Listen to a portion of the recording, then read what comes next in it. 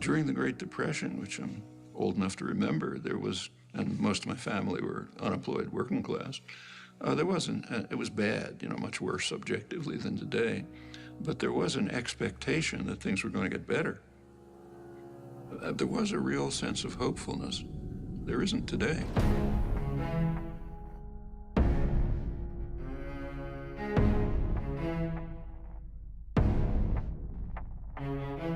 Inequality is really unprecedented. If you look at total inequality, it's like the worst periods of American history.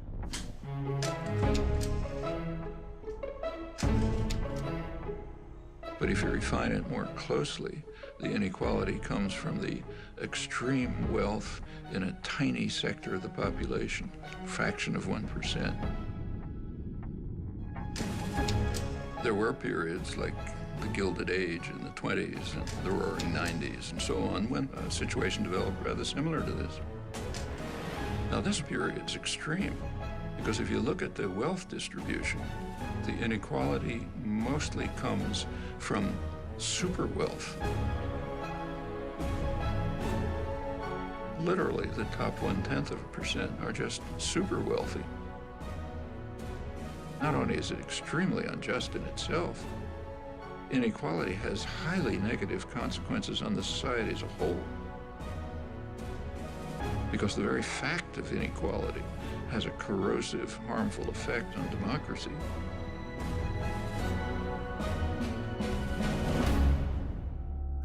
You opened by talking about the American dream. Part of the American dream is class mobility. You're born poor, you work hard, you get rich. It was possible for a worker to get a decent job, buy a home, get a car, have his children go to school. It's all collapsed.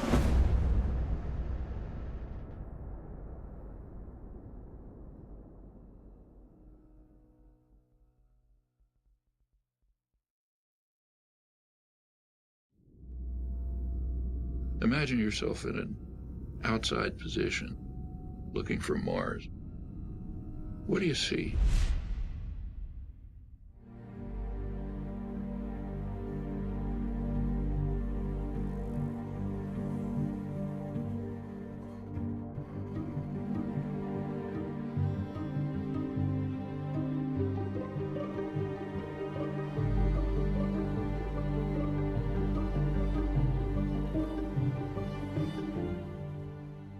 In the United States, there are professed values like democracy.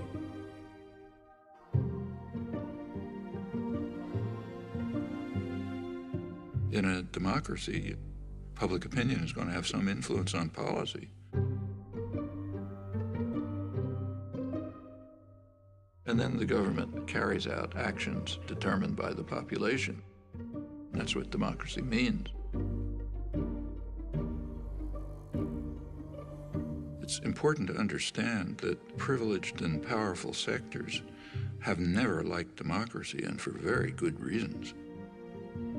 Democracy puts power into the hands of the general population and takes it away from them. You know, it's kind of a principle of concentration of wealth and power.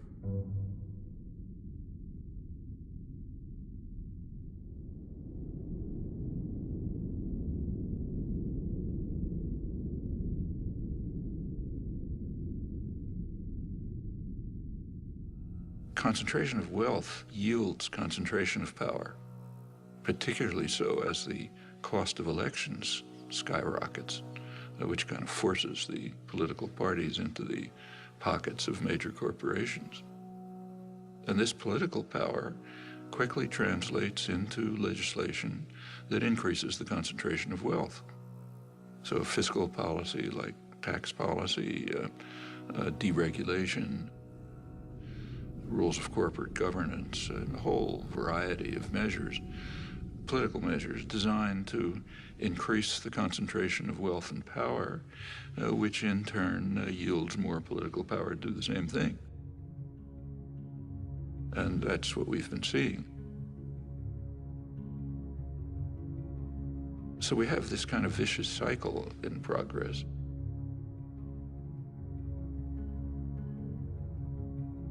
Actually it is so traditional that it was described by Adam Smith in 1776. You read famous Wealth of Nations. He says in England, the principal architects of policy are the people who own the society, in his day, merchants and manufacturers.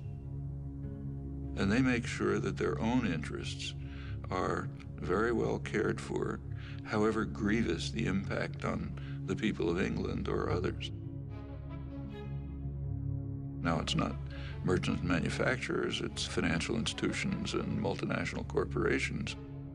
The people who Adam Smith called the masters of mankind, and they're following the vile maxim, all for ourselves and nothing for anyone else. They're just going to pursue policies that benefit them and harm everyone else. And in the absence of a general popular reaction, that's pretty much what you'd expect.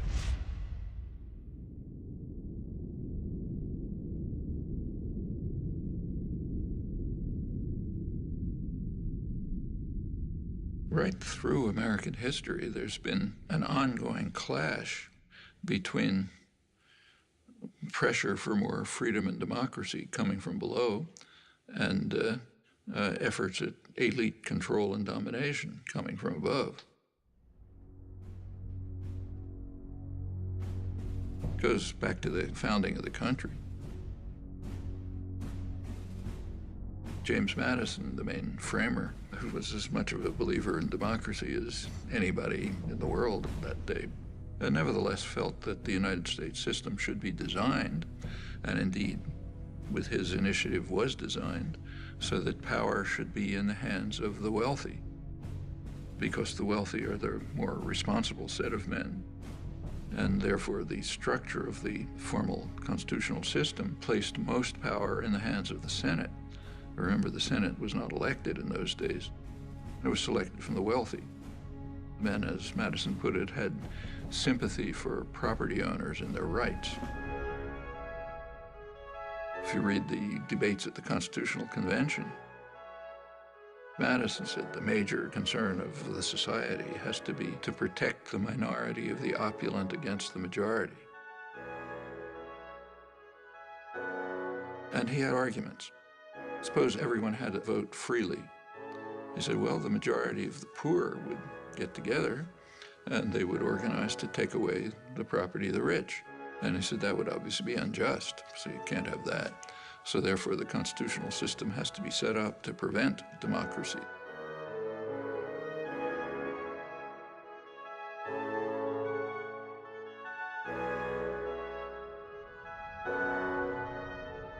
Which is of some interest that this debate has a hoary tradition, goes back to the first major book on political systems, Aristotle's Politics. He says of all of them, the best is democracy, but then he points out exactly the flaw that Madison pointed out. If Athens were a democracy for free men, the poor would get together and take away the property of the rich. Well, same dilemma, they had opposite solutions. Aristotle proposed what we would nowadays call a welfare state.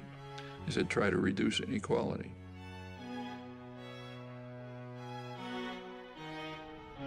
So, same problem, opposite solutions. One is reduce inequality, you won't have this problem. And the other is reduce democracy.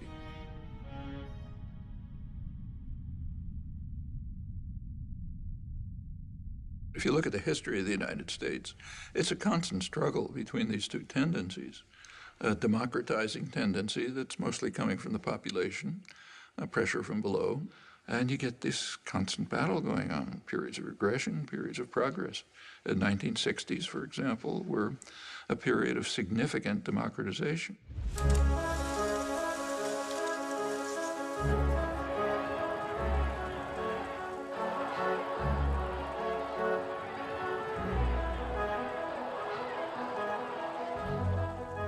Sectors of the population that were usually passive and apathetic became organized, active, started pressing their demands. And they became more and more involved in decision-making, activism, and so on. It just changed consciousness in a lot of ways.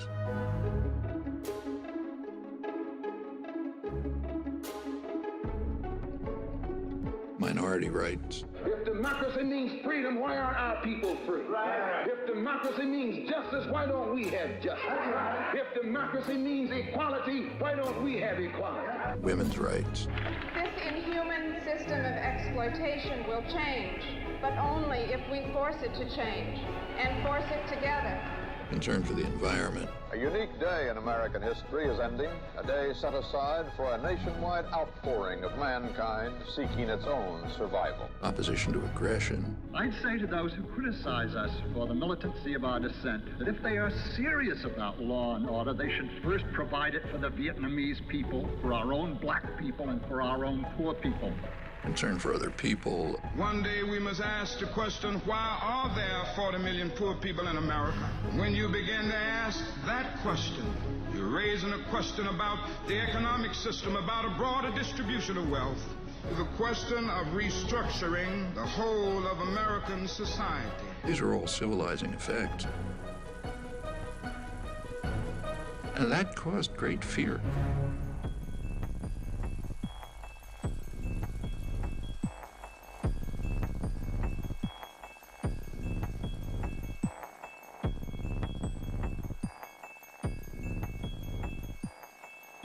I hadn't anticipated the power of, I should have, but I didn't anticipate the power of the reaction to the civilizing effects of the 60s.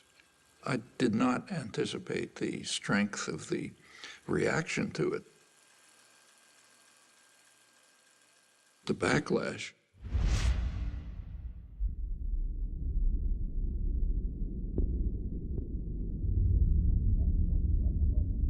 There has been an enormous, concentrated, coordinated business offensive beginning in the 70s to try to beat back the egalitarian efforts that went right through the Nixon years.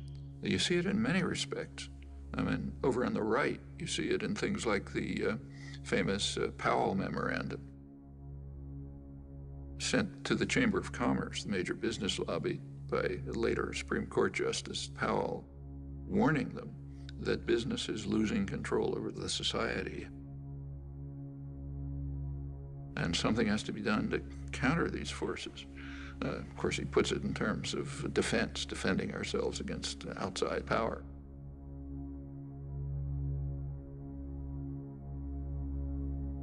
But if you look at it, it's a call for business to use its control over resources to carry out a major offensive to beat back this democratizing wave.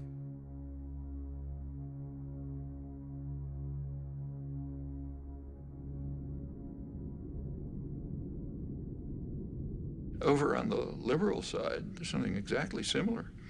The first major report of the Trilateral Commission is concerned with this. It's called the Crisis of Democracy. Trilateral Commission is liberal internationalists. Their flavor is indicated by the fact that they pretty much staffed the Carter administration.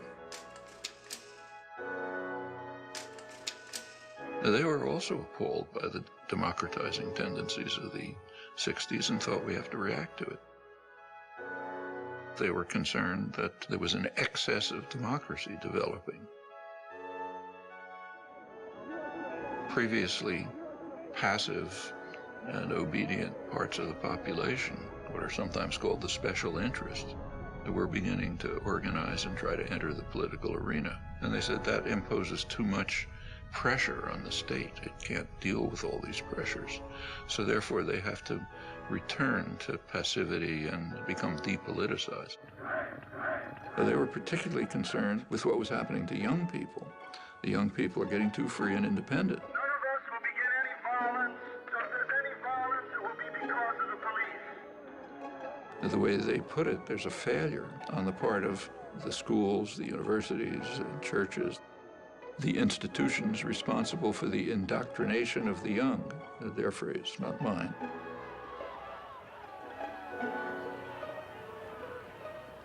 If you look at their study, there's one interest they never mention: private business. And that makes sense. They're not special interests. They're the national interest, kind of by definition. So they're okay. They're allowed to, have lobbyists buy campaigns, staff the executive, make decisions. That's fine. But it's the rest, the special interests, the general population, who have to be subdued.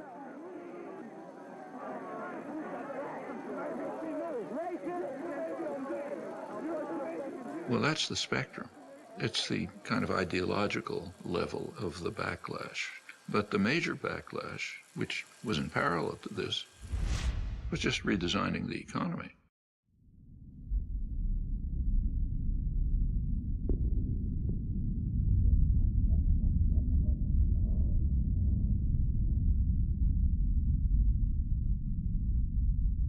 Since the 1970s, there's been a concerted effort on the part of the masters of mankind, the owners of the society, to shift the economy in two crucial respects.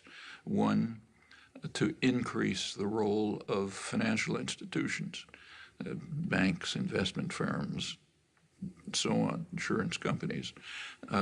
By 2007, right before the latest crash, they had literally 40% of corporate profits, far beyond anything in the past.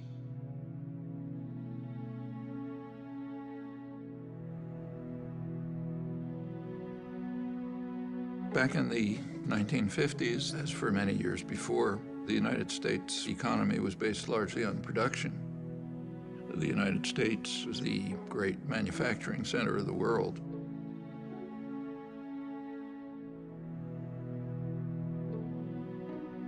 Financial institutions used to be a relatively small part of the economy, and their task was to distribute unused assets, like, say, bank savings, to productive activity. The bank always has on hand a reserve of money received from the stockholders and depositors. On the basis of these cash reserves, a bank can create credit. So besides providing a safe place for depositing money, a bank serves a community by making additional credit available for many purposes.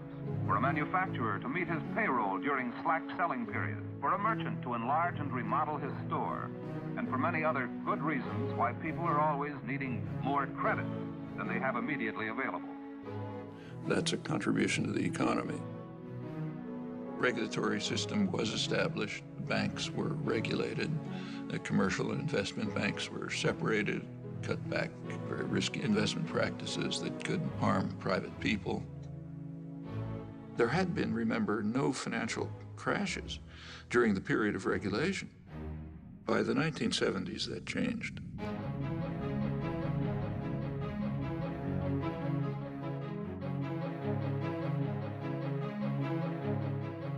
You started getting a huge increase in the flows of speculative capital, just astronomically increased. Enormous changes in the financial sector, from traditional banks to risky investments, complex financial instruments, money manipulations, and so on. Increasingly, the business of the country isn't production, at least not here. The primary business here is business. You can even see it in the choice of directors. So a director of a major American corporation back in the 50s and the 60s was very likely to be an engineer, somebody who graduated from a place like MIT, maybe industrial management. More recently, the directorship and the top managerial positions are people who came out of business schools, learned financial trickery of various kinds, and so on. By the 1970s, say General Electric could make more profit playing games with money than you could by producing in the United States. We have to remember that General Electric is substantially a financial institution today. It makes half its profits just by moving money around in complicated ways. And it's very unclear that they're doing anything that's of value to the economy. So that's one phenomenon, what's called financialization of the economy. Going along with that is the offshoring of production.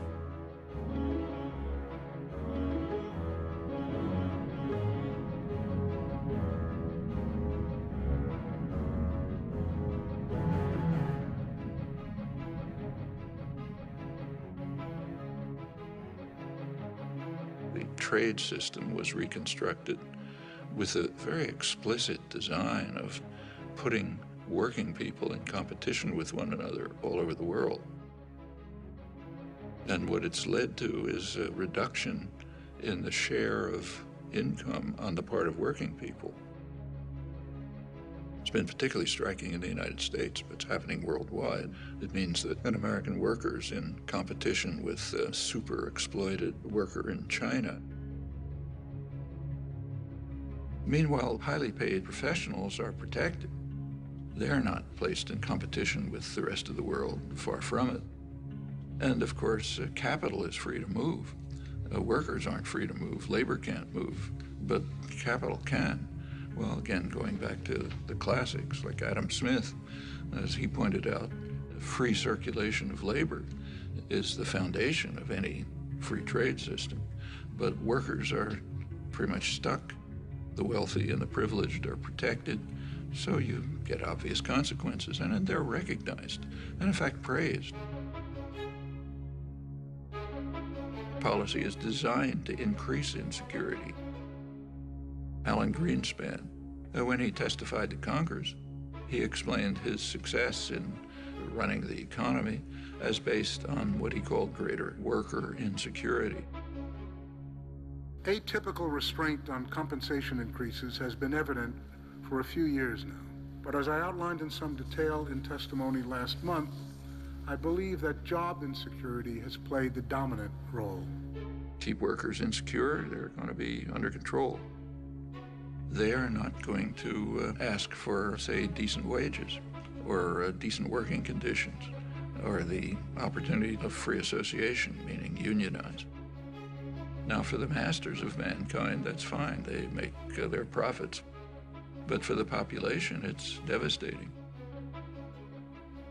Well, these two processes, financialization and offshoring, are part of what led to the vicious cycle of concentration of wealth, concentration of power.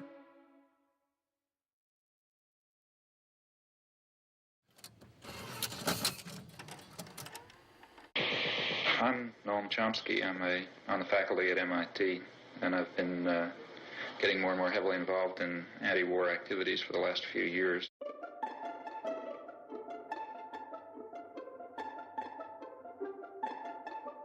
Noam Chomsky has made two international reputations. The widest is as one of the national leaders of American resistance to the Vietnam War. The deepest is as a professor of linguistics who, before he was 40 years old, had transformed the nature of his subject. You are identified with the New Left, whatever that is. You certainly have been an activist as well as a writer. Professor Noam Chomsky is listed in anybody's catalog as among the half-dozen top heroes of the New Left.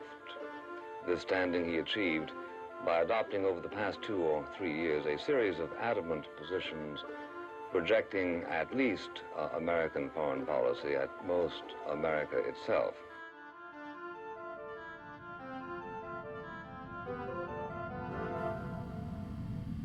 Well, actually, this notion, anti-American, is quite an interesting one. It's actually a totalitarian notion. It isn't used in free societies. So if someone in, say, Italy is criticizing Berlusconi or the corruption of the Italian state and so on, they're not called anti-Italian. In fact, if they were called anti-Italian, people would collapse in laughter in the streets of Rome or Milan. In totalitarian states, the notion's used. So in the old Soviet Union, dissidents were called anti-Soviet. That was the worst condemnation. In the Brazilian military dictatorship, they were called anti-Brazilian.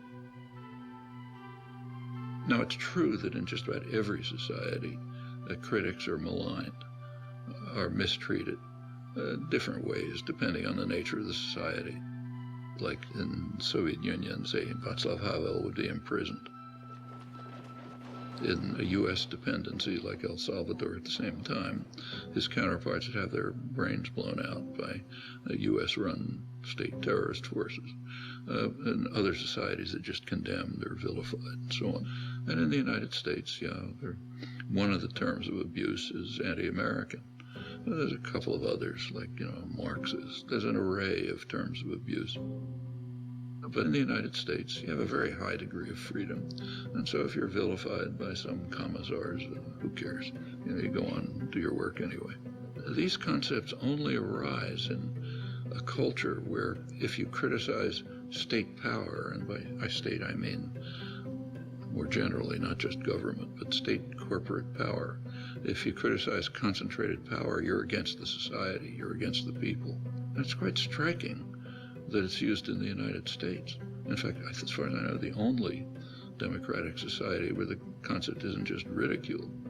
And it's a sign of elements of the elite culture which are quite ugly.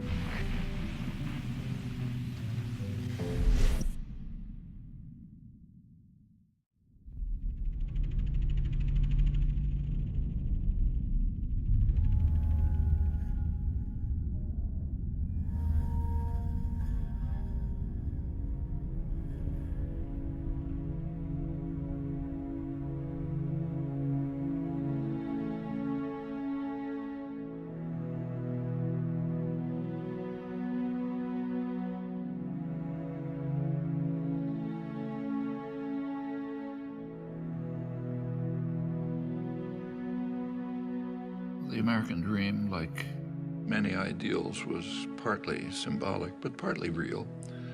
So in the 1950s and 60s, say, there was the biggest growth period in American economic history. The Golden Age. It was pretty egalitarian growth, so the lowest fifth of the population was improving about as much as the upper fifth. And there were some welfare state measures which improved life for much of the population. It was, for example, possible for a black worker to get a decent job in an auto plant, buy a home, get a car, have his children go to school, and so on, and the same across the board. When the U.S. was primarily a manufacturing center, it had to be concerned with its own consumers. Here, famously, Henry Ford raised the salary of his workers so they'd be able to buy cars. When you're moving into an international plutonomy, as the banks like to call it, with a small percentage of the world's population that's gathering increasing wealth, what happens to American consumers is much less concern, because most of them aren't going to be consuming your products anyway, at least on any major basis. Your goals are profit in the next quarter, even if it's based on financial manipulations, high salary, high bonuses, produce overseas if you have to, and produce for the wealthy classes here and their counterparts abroad. What about the rest? Well, there's a term coming into use for them too. They're called the precariat, precarious proletariat, the working people of the world who live increasingly precarious lives. And it's related to the attitude toward the country altogether.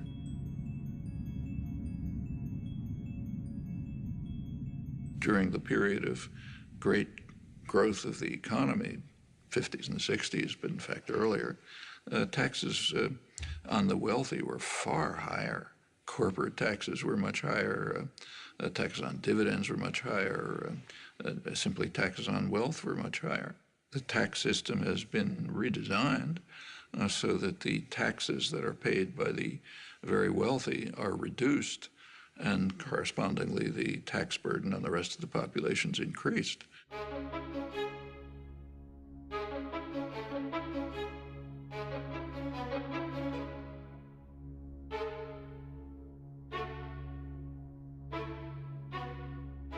Now the shift is towards trying to keep taxes just on wages and on consumption, which everyone has to do, not say on dividends, which only go to the rich.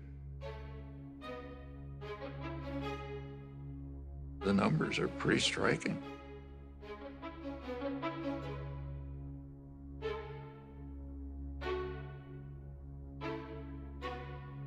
as a pretext. Of course, there's always a pretext. The pretext in this case is, well, that increases investment and increases jobs. But there isn't any evidence for that. If you want to increase investment, give money to the poor and the working people. They have to keep alive, so they spend their incomes. That stimulates production, stimulates investment, it leads to job growth, and so on. If you're an ideologist for the masters, you have a different line. And in fact, right now, it's almost absurd that corporations have money coming out of their pockets. So in fact, General Electric are paying 0 taxes, and they have enormous profits. Lets them take the profit somewhere else or defer it, but not pay taxes. And this is common. The major American corporations shift the burden of sustaining the society onto the rest of the population.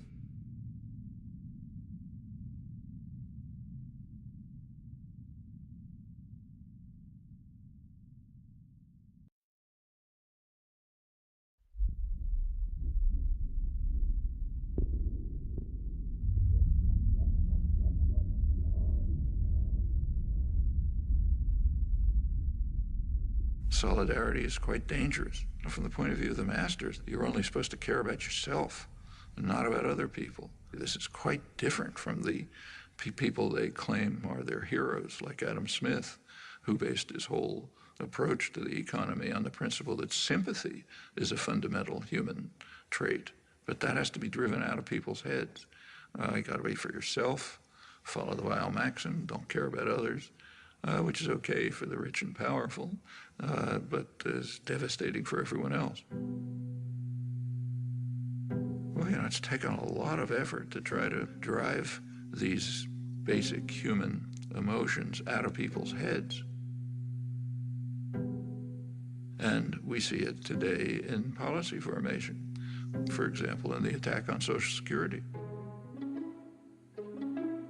Social Security is based on a principle. It's based on a principle of solidarity. Solidarity, caring for others. Social Security means I pay payroll taxes so that the widow across town can get something to live on. For much of the population, that's what they survive on. It's of no use to the very rich. So therefore, there's a concerted attempt to destroy it. One of the ways is defunding it. You want to destroy some system, first defund it. Then it won't work, people will be angry, they want something else. That's a standard technique for privatizing some system. We see it in the attack on public schools. Public schools are based on the principle of solidarity. I no longer have children in school, they're grown up. But the principle of solidarity says, I happily pay taxes so that the kid across the street can go to school. That's normal human emotion. You have to drive that out of people's heads. I don't have kids in school, why should I pay taxes, privatize it, so on. The public education system, all the way from kindergarten to higher education, is under severe attack. I mean, that's one of the jewels of American society.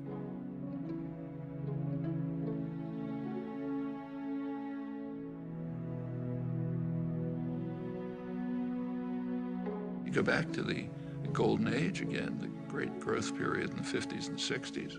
A lot of that is based on free public education. One of the results of the Second World War was the GI Bill of Rights, which enabled veterans, and remember that's a large part of the population, and to go to college. They wouldn't have been able to otherwise. They essentially got free education. Where a community, state, or nation courageously invests a substantial share of its resources in education, the investment invariably is returned in better business and a higher standard of living. The U.S. was way in the lead in developing extensive mass public education at every level. By now, more than half the states, most of the funding for the colleges comes from tuition, not from the state.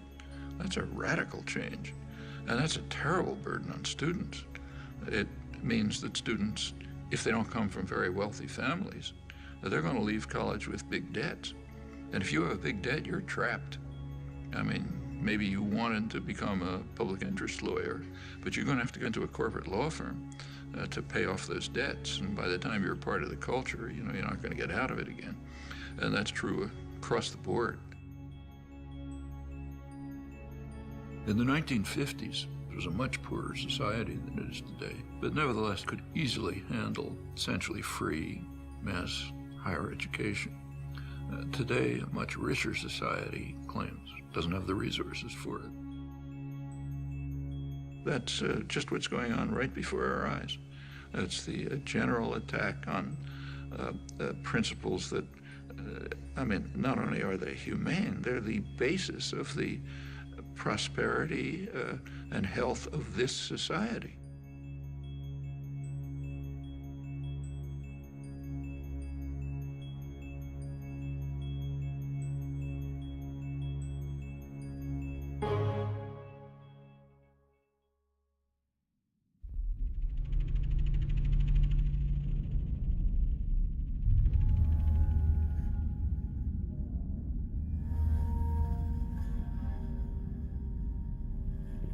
If you look over the history of regulation, say railroad regulation, financial regulation, and so on, you find that quite commonly it's either initiated by the economic concentrations that are being regulated, or it's supported by them.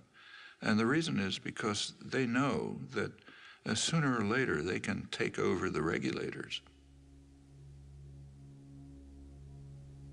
And it ends up with what's called regulatory capture.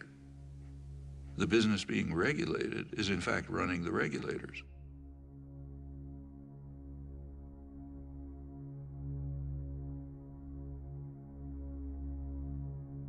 Bank lobbyists are actually writing the laws of financial regulation. It gets to that extreme. And that's been happening through history, and again, it's a pretty natural tendency when you just look at the distribution of power.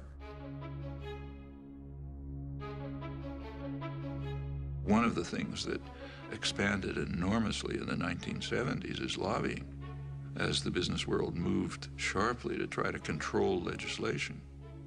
The business world was pretty upset by the advances in public welfare in the 60s, and in particular by Richard Nixon. It's not too well understood, but he was the last New Deal president, and they regarded that as class treachery. In Nixon's administration, you get consumer safety legislation, safety and health regulations in the workplace, the EPA, the Environmental Protection Agency. Business didn't like it, of course. They didn't like the high taxes, they didn't like the regulation, and they began a coordinated effort to try to overcome it. Lobbying sharply increased. Deregulation began with a real ferocity. There were no financial crashes in the 50s and the 60s because the regulatory apparatus of the New Deal was still in place. As it began to be dismantled under business pressure and political pressure, you get more and more crashes.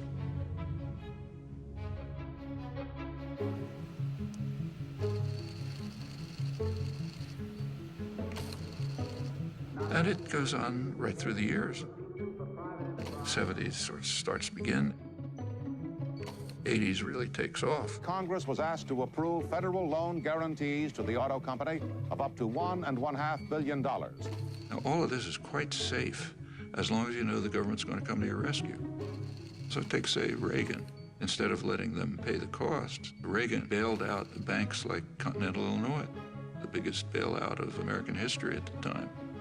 Actually ended his term with a huge financial crisis, the savings and loan crisis, and the government moved in and bailed it out. President Bush today signed the $300 billion savings and loan bailout bill. In 1999, regulation was dismantled to separate commercial banks from investment banks.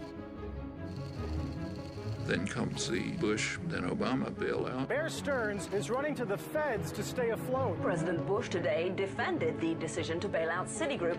Fannie Mae and Freddie Mac have asked for a total of $3 billion more. This bailout could get much bigger, signaling deepening troubles for the U.S. economy. and they're building up the next one.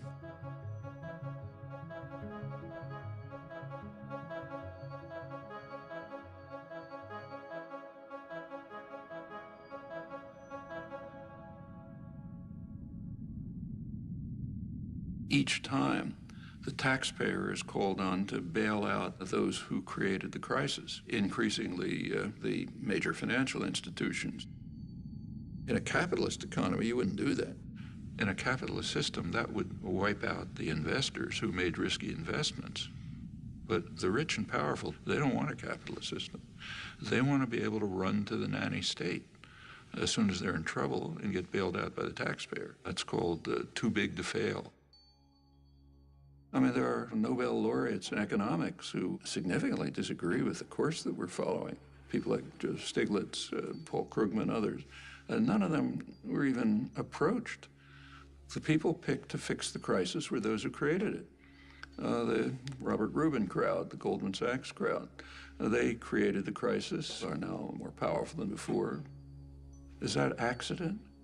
Well, not when you pick those people to create an economic plan. I mean, what do you expect to happen? Meanwhile, for the poor, let market principles prevail. Don't expect any help from the government. The government's the problem, not the solution, and so on. That's essentially neoliberalism. And it has this dual character, which goes right back in economic history. One set of rules for the rich, opposite set of rules for the poor. There's nothing surprising about this. It's exactly the dynamics you'd expect. And if the population allows it to proceed, it's just going to go on and on like this until the next crash, which is so much expected that credit agencies, which kind of evaluate the status of firms, are now counting into their calculations the taxpayer bailout that they expect to come after the next crash, which means that the beneficiaries of these credit ratings, like the big banks, they can borrow money more cheaply, they can push out smaller competitors, and you get more and more concentration. Everywhere you look, policies are designed this way, which should come as absolutely no surprise to anyone. That's what happens when you put power into the hands of a narrow sector of wealth, which is dedicated to increasing power for itself, just as you'd expect.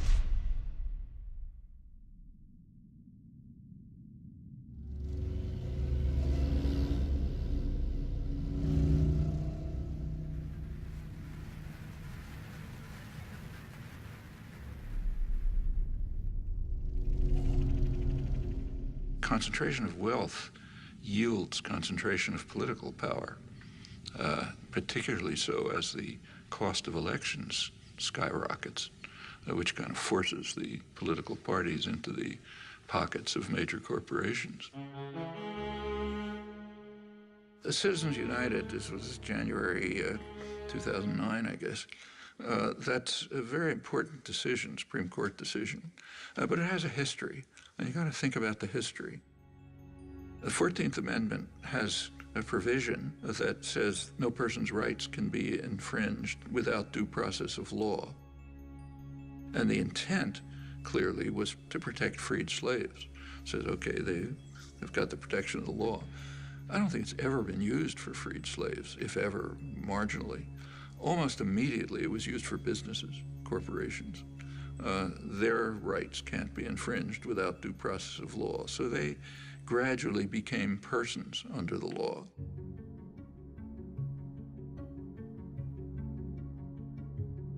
Corporations are state-created legal fictions. Maybe they're good, maybe they're bad, but to call them persons is kind of outrageous. So they got personal rights back about a century ago, and that extended through the 20th century. They give corporations rights way beyond what persons have. So if, say, General Motors invests in Mexico, they get national rights, the rights of a Mexican business. While the notion of person was expanded to include corporations, it was also restricted. If you take the 14th Amendment literally, then no undocumented alien can be deprived of rights if they're persons. undocumented aliens who are living here and building your buildings, cleaning your lawns, and so on. They're not persons. But General Electric is a person, an immortal, super powerful person. This perversion of the elementary morality and the obvious meaning of the law is quite incredible. In the 1970s, the courts decided that money is a form of speech. Buckley versus Valeo. And then you go on through the years to Citizens United, which says that the right of free speech of corporations, namely spend as much money as they want, can't be curtailed. Take a look at what that means. It means that corporations, which anyway have been pretty much buying elections, are now free to do it with virtually no constraint. That's a tremendous attack on the residue of democracy. It's very interesting to read the rulings, like Justice Kennedy's swing vote. His ruling said, well, look, after all, CBS is given freedom of speech. They're a corporation. Why shouldn't General Electric be free to spend as much money as they want? I mean, it's true that CBS is given freedom of speech, but they're supposed to be performing a public service. That's why. That's what the press is supposed to be. General Electric is just trying to make money for the chief executive and some of the shareholders. It's an incredible decision, and it puts the country in a position where business power is greatly extended beyond what it always was. This is part of that vicious cycle. The Supreme Court justices are put in by reactionary presidents who get in there because they're funded by business. It's the way the cycle works.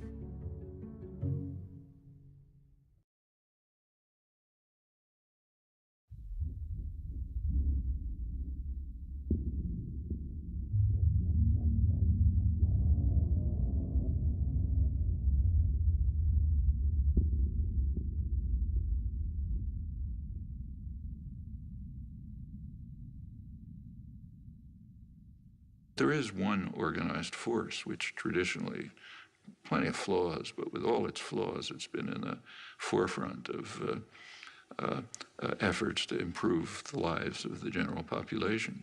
That's organized labor. It's also a barrier to corporate tyranny. So it's the one barrier to this vicious cycle going on, which does lead to corporate tyranny.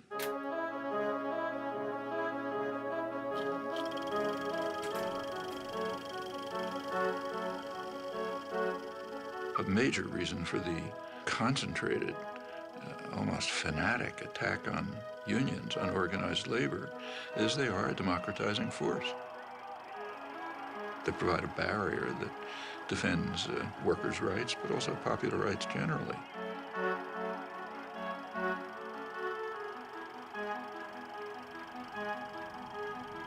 And that interferes with the prerogatives and power of those who own and manage the society. I should say that anti-union sentiment in the United States among elites is so strong that the fundamental core of labor rights, the basic principle in the International Labor Organization, is the right of free association, which would mean the right to form unions. The U.S. has never ratified that. So I think the U.S. may be alone among major societies in that respect. It's considered so far out of the spectrum of American politics, it literally has never been considered. Remember that the U.S. has a long and very violent labor history as compared with comparable societies. But the labor movement had been very strong. By the 1920s, in a period not unlike today, it was virtually crushed. A truck driver strike was climaxed by severe riot with many casualties. Open warfare rages through the streets of the city as 3,000 Union pickets battle 700 police. Guns, tear gas, clubs, and fists bring injuries to more than 80 persons and cause the death of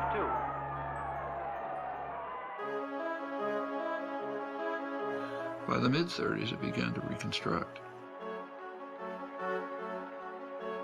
Franklin Delano Roosevelt, he himself was rather sympathetic to progressive legislation that would be in the benefit of the general population, but he had to somehow get it passed.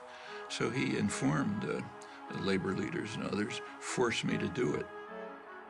What he meant is go out and demonstrate, organize, protest, develop the labor movement.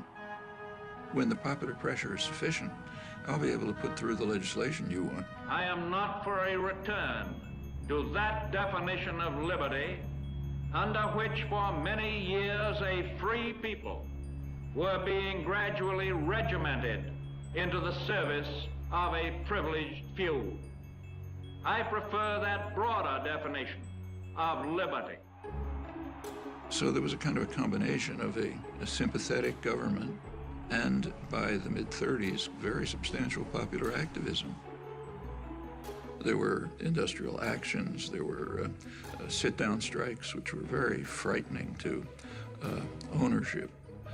You have to recognize a sit-down strike is just one step before saying, we don't need bosses, we can run this by ourselves.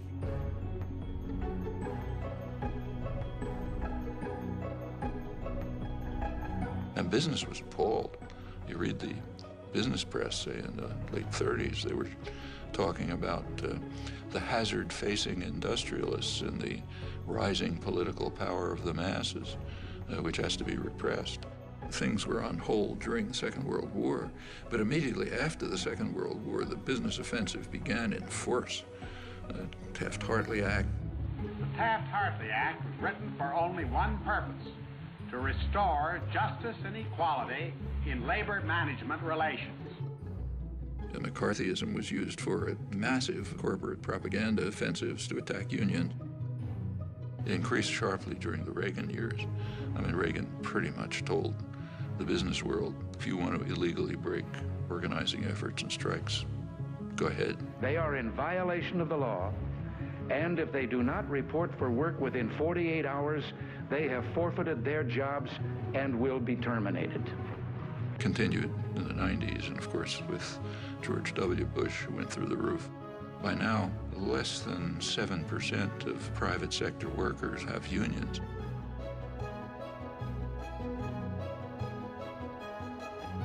The effect is that the usual counterforce to an offensive by our highly class-conscious business class has dissolved.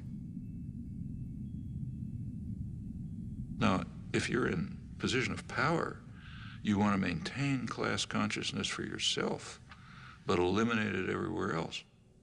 You go back to the 19th century, in the early days of the Industrial Revolution in the United States, working people were very conscious of this. They, in fact, overwhelmingly regarded wage labor as not very different from slavery, different only in that it was temporary. In fact, it was such a popular idea, that was a slogan of the Republican Party. Well, that was a very sharp class consciousness in the interests of power and privilege. It's good to drive those ideas out of people's heads. You don't want them to know that they're an oppressed class. So this is one of the few societies in which you just don't talk about class. In fact, the notion of class is very simple. Who gives the orders, who follows them? That basically defines class. It's more nuanced and complex, but that's basically it.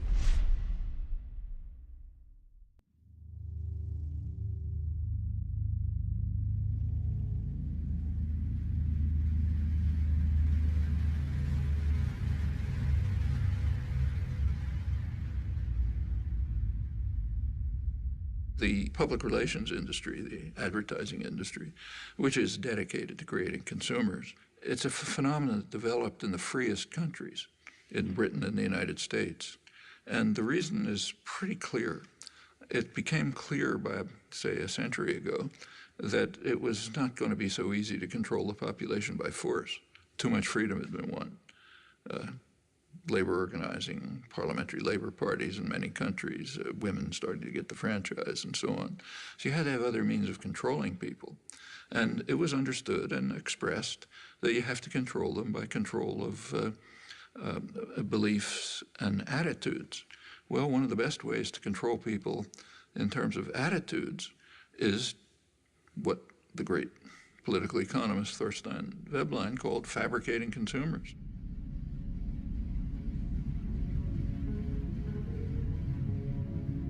If you can fabricate wants, make obtaining things that are just about within your reach the essence of life, they're going to be trapped into becoming consumers. You read the business press, say, 1920s, it talks about the need to direct people to the superficial things of life, like fashionable consumption, and that'll keep them out of our hair. You find this doctrine all through progressive intellectual thought, like Walter Lippmann, the major progressive intellectual of the 20th century.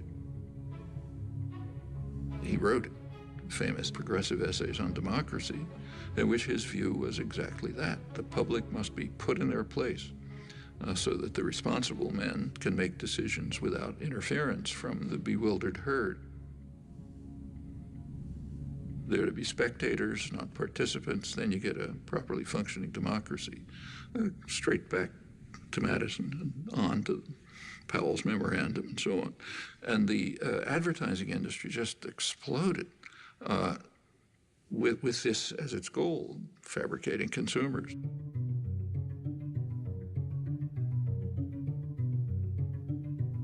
And it's done with great sophistication. You don't see many wild stallions anymore. He's one of the last of a wild and very singular breed. Come to Marlboro country. The ideal is what you actually see today, where, let's say, teenage girls, if they have a free Saturday afternoon, will go walking in the shopping mall, not to the library or somewhere else. The idea is to try to control everyone, to turn the whole society into the perfect system. Perfect system would be a society based on a dyad, a pair. The pair is you and your television set, or maybe now you and the internet, in which that presents you with what the proper life would be, what kind of gadgets you should have. And you spend your time and effort gaining those things which you don't need and you don't want, and maybe you'll throw them away. But that's the measure of a decent life. What we see is in, say, advertising on television.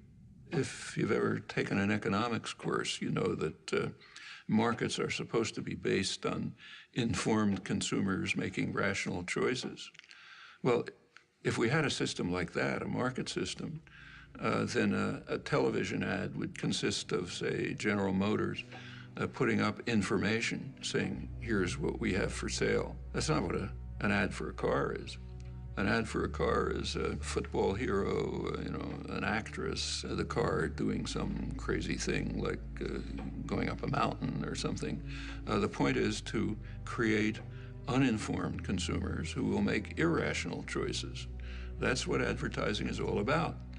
And when the same institutions, PR system, runs elections, they do it the same way.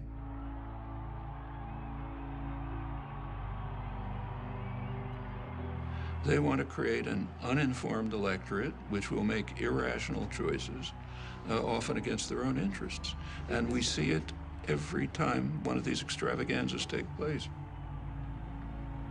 Right after the election, President Obama won an award from the advertising industry for the best marketing campaign, and it wasn't reported here. If you go to the international business press, executives were euphoric.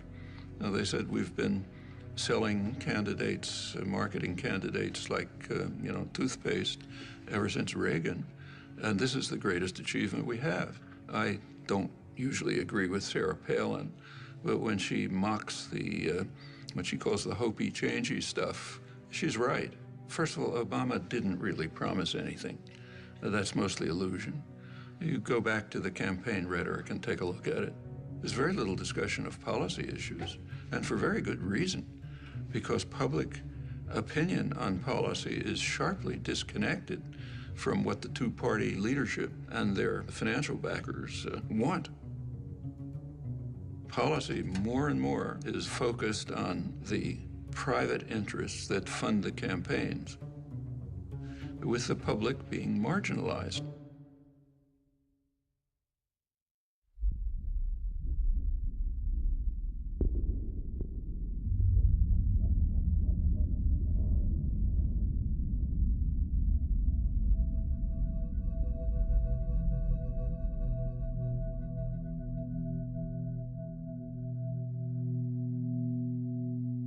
Leading political scientists, Martin Gilens, came out with a study of the relation between public attitudes and public policy. And what he shows is that about 70% of the population has no way of influencing policy. They might as well be in some other country. And the population knows it. What it's led to is a population that's angry, frustrated, hates institutions. It's not acting constructively to try to respond to this. There is popular mobilization and activism, but in very self-destructive directions. It's taking the form of unfocused anger, attacks on one another, and on vulnerable targets. That's what happens in cases like this. It is corrosive of social relations, but that's the point.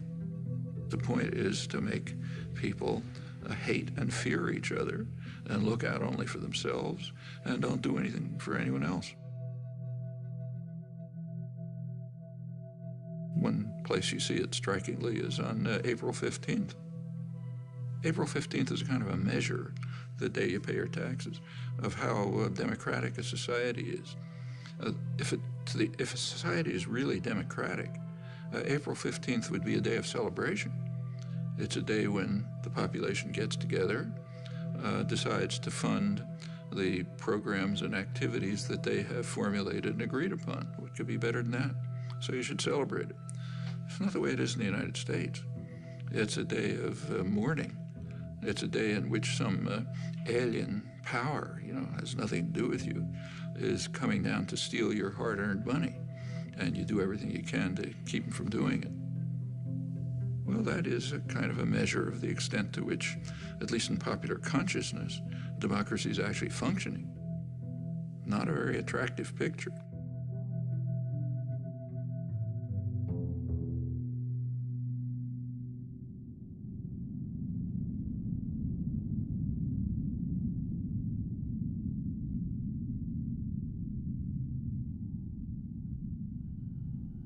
The tendencies that we've been describing within American society, unless they're reversed, it's going to be an extremely ugly society.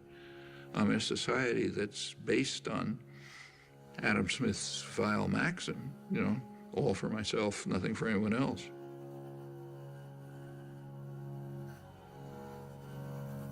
A society in which normal human instincts and emotion of sympathy, solidarity, mutual support, in which they're kind of like driven out. That's a society so ugly, I don't even know who'd want to live in it. I wouldn't want my children to. If the society is based on control by private wealth, it will reflect the values that it in fact does reflect. The value that is greed and the desire to maximize personal gain at the expense of others. Now, any society, maybe a small society based on that principle is ugly, but it can survive. A global society based on that principle is headed for massive destruction.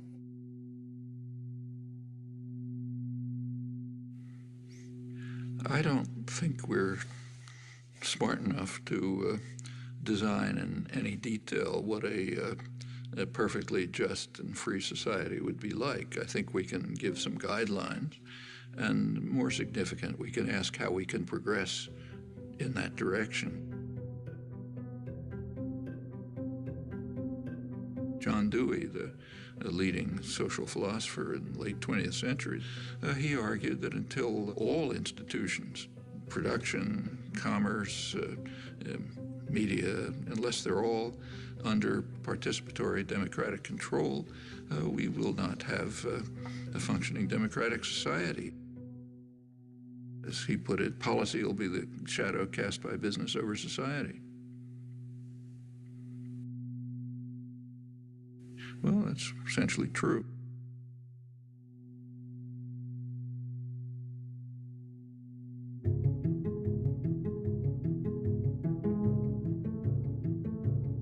Where there are structures of authority, domination, and hierarchy, somebody gives the order, somebody takes them, they are not self-justifying.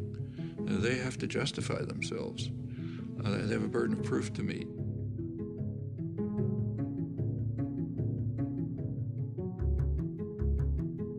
Well, if you take a close look, usually you find they can't justify themselves.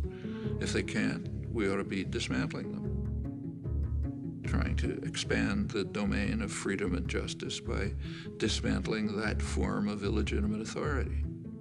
And in fact, progress over the years, what we all thankfully recognize as progress, has been just that. The way things change is because lots of people are working all the time.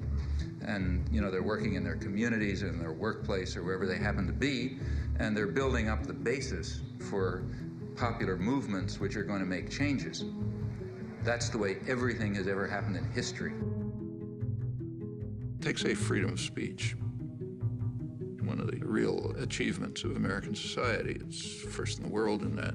It's not in the Bill of Rights. It's not in the Constitution. Freedom of speech issues began to come to the Supreme Court in the early 20th century. The major contributions came in the 1960s. One of the leading ones was a case involving the civil rights movement. Well, by then you had a mass popular movement which was demanding rights, refusing to back down. And in that context, the Supreme Court did establish a pretty high standard of freedom of speech. Or take, say, women's rights. Women also began identifying oppressive structures, refusing to accept them, bringing other people to join with them. Well, that's how rights are won. To a non-trivial extent, I've also spent a lot of my life in activism. I mean, that doesn't show up publicly, but yeah. Actually, I'm not terribly good at it. I'm not the greatest organizer. I think that we can see quite clearly some very, very serious defects and flaws in our society, our level of culture, our institutions, which are going to have to be corrected by operating outside of the framework that is commonly accepted. I think we're going to have to find new ways of political action. But the activists are people who have created the rights that we enjoy. They're not only carrying out policies based on information that they're receiving, but also contributing to the understanding. Remember, it's a reciprocal process. That you have a great deal of... You try to do things, you learn. You learn about what the world is like. That feeds back to the understanding of how to go on.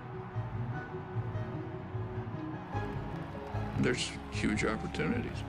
It is a very free society. It's still the freest in the world. Government has very limited capacity to coerce. Corporate business may try to coerce, but they don't have the mechanism. So there's a lot that can be done if people organize, struggle for their rights as they've done in the past, and they can win many victories.